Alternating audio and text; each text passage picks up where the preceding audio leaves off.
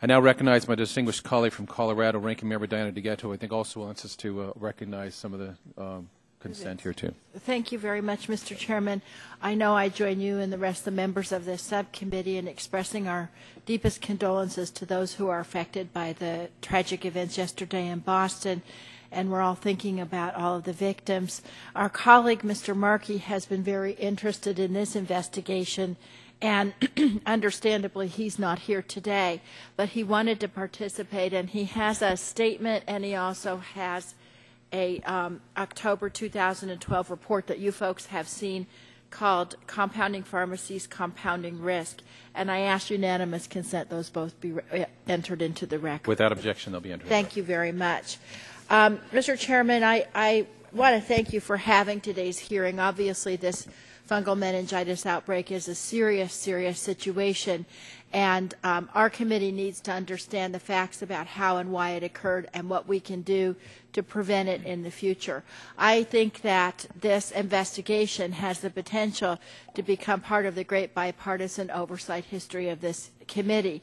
I know that good investigations don't always result in legislative change, but in this case I think we can use this investigation to help us identify the legislative changes, if any, that we need to help us avoid tragedies like this again in the future. As hospitals, clinics, and other medical providers outsource more of their compounding, a number of compounding pharmacies have sprung up, and frankly they've been operating underneath the regulatory radar screen. A spotty pattern of state regulations and enforcement combined with conflicting federal law have made that even worse. So, Mr. Chairman, I want to talk about some of the facts we've uncovered as we've spent the last 5 months investigating the New England Compounding Center, the FDA, and the deadly fungal meningitis outbreak caused by contaminated compounded drugs. First of all, as we all can stipulate, the owners and operators of NECC ran a shoddy fly-by-night operation and jeopardized the lives of thousands of people. Second, for several years prior to the outbreak, the FDA received warnings about the company from its own inspectors, from state boards of pharmacy, and from whistleblowers. The FDA received warnings about and seriously considered investigating Ameridose, NECC's sister company, just a few months before NECC began to ship the deadly steroid products. One of the states that discovered these deficiencies was my own home state of Colorado, and in fact my state board of pharmacy issued a cease and desist order to stop the company's practices. Now I'm confident that we can all agree on these two facts from both sides of the aisle, but I also hope that we can agree on a third fact that will help explain why the FDA was unable to effectively regulate this company. Then I hope that we can act together to fix the problem. Mr. Chairman, in October 2012, this committee requested thousands of pages of document from the FDA about their interactions with NECC and their approach to regulating compounded drugs. The Democratic staff has reviewed these documents and yesterday released a supplemental memo with key findings. I'd also ask unanimous consent that this memo be made a part of the hearing record.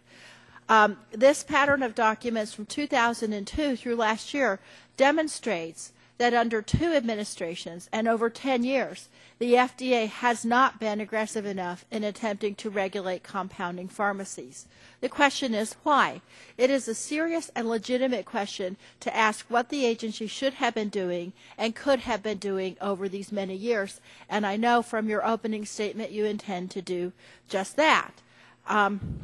I also, though, look forward to hearing what specific solutions Commissioner Hamburg and the FDA believe would help them protect the American people from another outbreak, because these documents show us for a year the FDA has been grappling with a law that is broken, and we need to help fix that law and keep the American public safe.